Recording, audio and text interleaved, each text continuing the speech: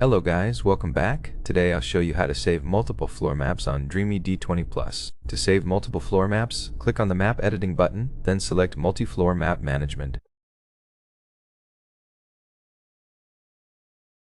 Enable Multi-Floor Maps and click on Create Map.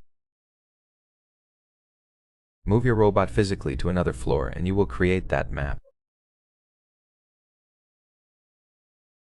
Later, the robot will automatically switch between maps.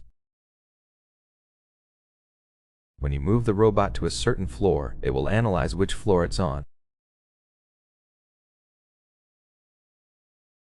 Then it will adjust all the maps and settings to that specific floor.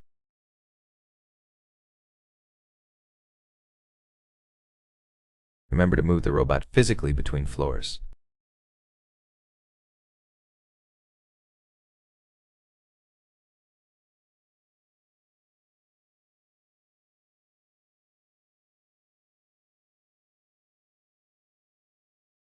Charge it fully before moving it to a certain floor because it won't be able to move back to its charging station unless you move the station too.